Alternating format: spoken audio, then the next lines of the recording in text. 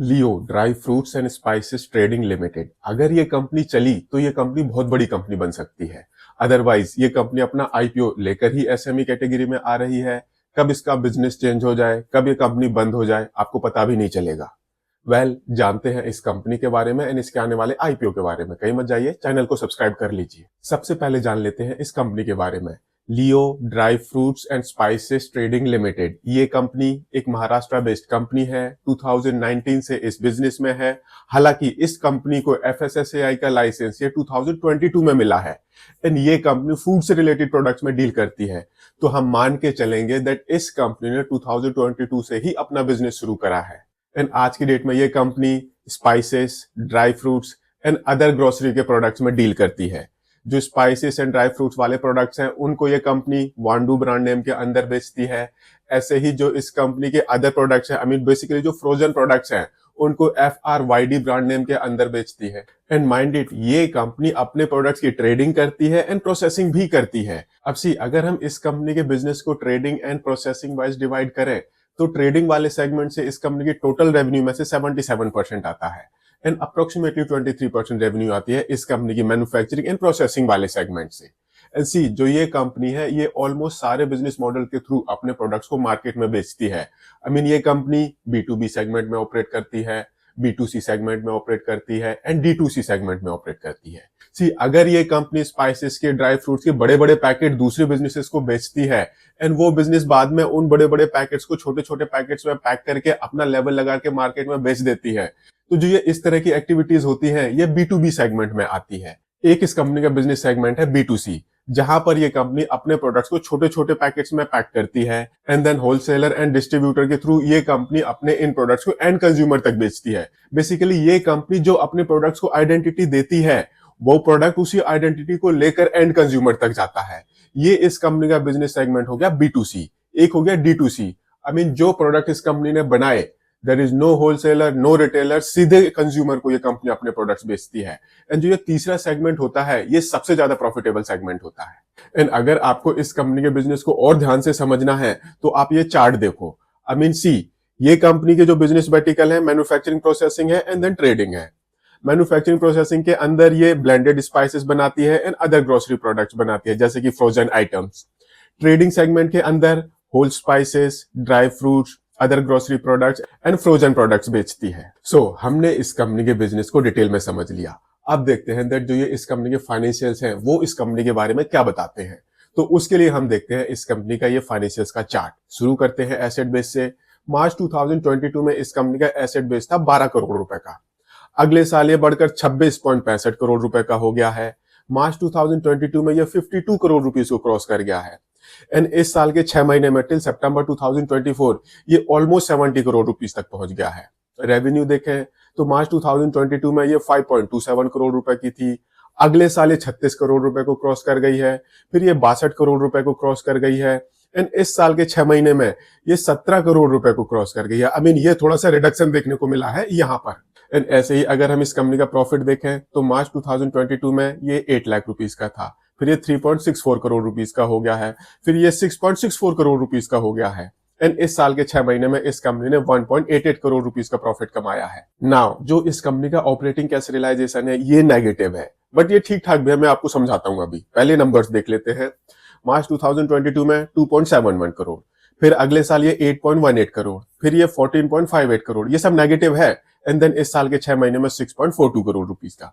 And current में इस company के बुक्स में 16.70 करोड़ रुपीस की बोरोइंग है एंड ये कंपनी 18% के एबिटा मार्जिन पर ऑपरेट कर रही है एंड 10.68% के पैट मार्जिन पर ऑपरेट कर रही है।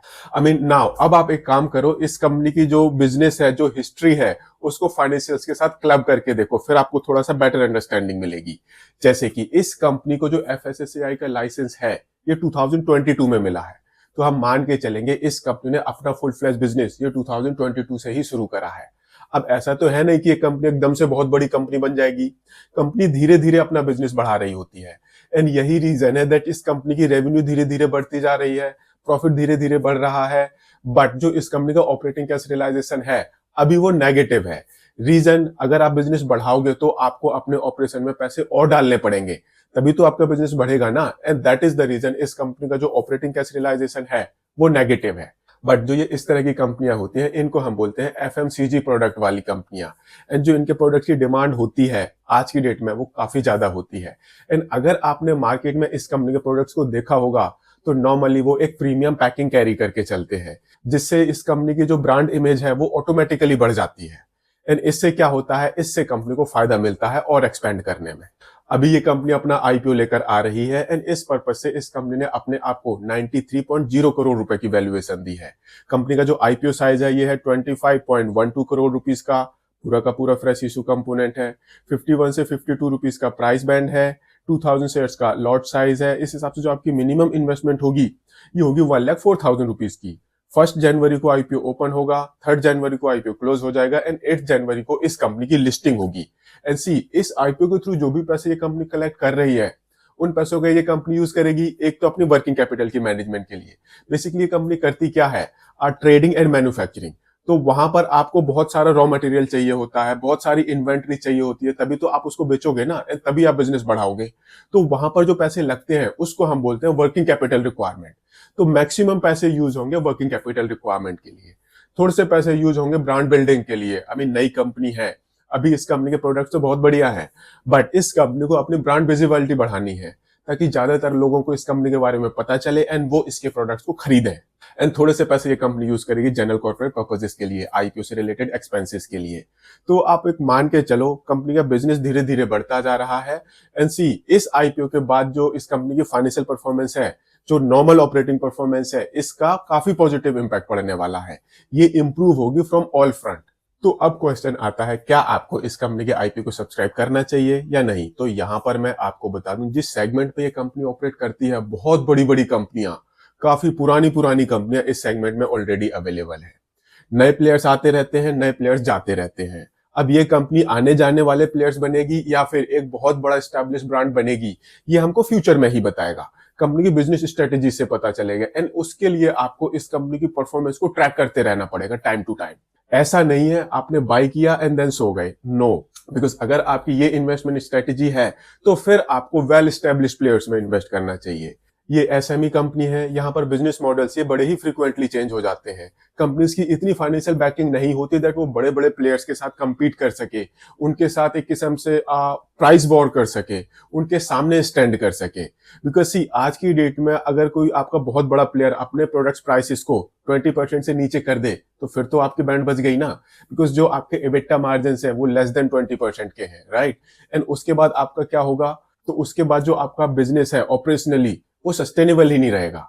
तो इस तरह के केसेस होते हैं जब आपको एसएमई कंपनीज में अगर इन्वेस्ट करना है, तो फिर आपको उनकी परफॉर्मेंस ट्रैक करते रहना पड़ता है। हाँ, अगर वो कंपनी एक सिग्निफिकेंट साइज अचीव कर लेती है, फिर आप आराम से सो सकते हो। Till then you have to watch your investment. मैं इस कंपनी के आईपीओ को सब्सक्राइब करूंगा। आप अपना डिसीजन थोड़ा सा सोच समझ कर लें एंड इन्वेस्टमेंट एडवाइजर से कंसल्ट करने के बाद लें। एंड अगर आपको ये वीडियो पसंद आया हो, तो इसको लाइक शेयर जरूर करें एंड चैनल को सब्सक्राइब करें। Thank you.